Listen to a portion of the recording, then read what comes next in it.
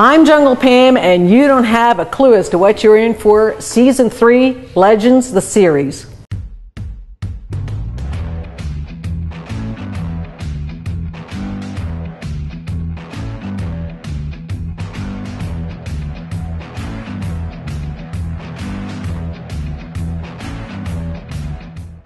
Has any nostalgia funny car racer out there earned the right to run the Jungle Gym tribute? No. Dead? No. John? Right. Go. John, you're on a roll. How does it feel? Well, for today, the roll's over. Want to get my crew chief in here. Come here, Austin. I'd like to get all my guys in here. Guys, just gang around here for a second. Give some credit where it's due here, huh? Louie, get in here. These guys worked hard here the last few days. Coil, my brother Louie, Timmy, Dave, and Dave. And I'm stunned on last names again. Only worked with them 6 months. And looking at the future that way was pretty bleak, and right about that time is when Forrest called and told me I needed to come to work for him. And you know, I told him I needed a couple of weeks to think it over, and he said that'd be fine, and then he called me every 4 hours until I agreed. And that's pretty much how it all got started. Last season, Billy Meyer is number 4. A tribute to the crew of Dale Emery, Fred Miller, and Dee Gant to get this car to the position that it is right now, running and doing its burnout in the semifinals. Beetle backing up, and Billy Meyer can't back up. He's got problems. If he comes across that center line, and he did, he is out of competition. He's driving the car back up to the starting line. And this is a sight you very rarely see on any drag strip. 2 cars coming at each other head on. The Blue Max against Billy Meyer. Meyer coming around him and passing him, heading back behind the starting line area. As Beetle's crew concentrating on their car. Fred. Oh, clowns to the left of me, jokers to the right. Stuck in the middle again. Diamond P Sports presents Championship Drag Racing from the National Hot Rod Association. All right, I want you to throw the emotion at it. Okay. Diamond P Sports presents Championship Drag Racing from the National Hot Rod Association. Yes, I get one tit in there. But that's what I was wearing when that picture was taken. Beetle knew what he was doing when it came to that end of the whole thing, you know. Marketing. You know, yeah, let's call it marketing. I mean, the deal is the name sold itself, so you just put it on a T-shirt, and of course it would, you know, it's sold, and then when you start winning, it sells more. But, you know, you needed something for the women, and halter tops were, you know, back when, that's when women wore halter tops. And, you know, we put the logo on it, but, you know, you sold T-shirts and halter tops, hey, try them on, get one free. As simple as that. And But a crew member had to be present for the trial. you know, oh, of course. Everybody was present. There was a line at the trailer. Can I help? Yeah. So let me. Well, Beatles one that fit them, by the way. Yeah. Let me make sure I'm thinking on the right lines here. The guys actually let their girls go up in the trailer with you to try on the halter top? They wanted a halter top. Yeah. Yeah, actually they did, and it was, you know, I understand it was a little bizarre, but guess what, it worked. What does it mean to you when people refer to you as the guys who revolutionized the PR industry in drag racing? Well, people have poor memories is the biggest thing going for us. And my first run at Long Beach, I ended up crashing the car.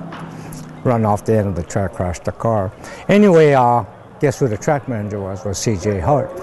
And he took away my license. Well, this is years later.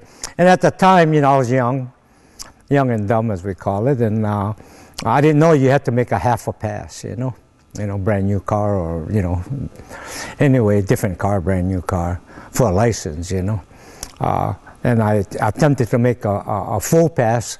Couldn't find the parachute handle. When I finally did, I veered off the track. Anyway, I ran off the end of the track and crashed the car. So the Denswood philosophy in life is we have a stinking foot theory, we call it. Why would you tell people your feet stink? Let them find out on their own. There's a good chance they'll never know. unless you tell them. So why would you tell folks your feet stink? Now, you were extremely intelligent when it comes to all things race cars, all things showmanship, all things marketing. But what a lot of people didn't know is that you probably didn't read and write all that well. Can you tell me how it was living that charade back in those days? That's very, very serious. I mean, it was you know, I can laugh about it a little bit today. No, I read very little. I can't spell. I don't do much writing. I could get away with that back in the 50s and 60s, early 70s. It's something I kept hid, but I put myself around good people.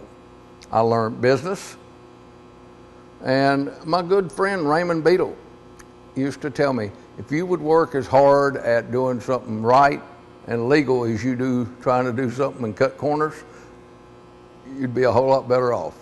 And finally that sunk in several years ago. But to tell you, the people that I deal with, big corporations, big companies, I don't hide it. If I don't understand what they're talking about, we have to slow down here. Roy has to understand, I don't like flim-flam artists. I won't tolerate a lie. And it's got me through my life to where I am today. I guess the first company that really realized that I didn't know how to read was Lincoln Mercury Ford whenever I signed my contract for them. You know, no matter what broke on the car, Mick could fix it in his workshop. It didn't matter what it was. And so, you know, and it was a major part of everything I did in drag racing. And he come down here one day to the workshop and he says, oh, hey, I said, how you going, Mick? And he goes, yeah, good, mate. So I've got to tell you something. I reckon I'm a bit crook. And I said, oh, yeah, so you sick or something? He goes, oh, no. I said, something, all right. He didn't just wrote it off like that, right? But he already knew at the time that he had cancer and things weren't going to go too good for him, you know. At the 85 Spring National, Chevrolet fans were delighted to see the Rearin Morrison Camaro that Lee Shepherd drove to the 83 championship reappear with Bruce Allen behind the wheel. And in his initial effort with the team, he made it all the way to the final. Did you feel Lee's spirit in the car with you? You know, I always said that. I felt like Lee was with me and helping me through what was a tough time in my life. And I always felt like he was the person that was giving me comfort, along with the good Lord. But Lee being there, I could almost talk to him. In fact, I probably did talk to him, because once you close the door, it's you. It's just you in the car, and you got to put your mind somewhere to be able to do a decent job. And I actually felt like I could feel his presence. You know, it rattled the tires, and I got out of it and got back in it, and of course that's when the chassis broke. There's been a lot of speculation about, did it break in transportation? Did it, you know, going over there in a crate? Did it break? You know, we've seen other cars break like that. Right here at the Gator Nationals, you saw Jack Ostrander break behind the motor. You know, we've seen some other guys do that in the past, because that's probably the most stressed point of a top fuel dragster. But you know, just for the record, there's nobody to blame for that chassis breaking more than me. Brought a warm spot. The cable car runs in front of this place. Love always jungle. P.S. Lots of people ask about you. Oh, sad. Oh, that's jungle. Miss him. I miss him.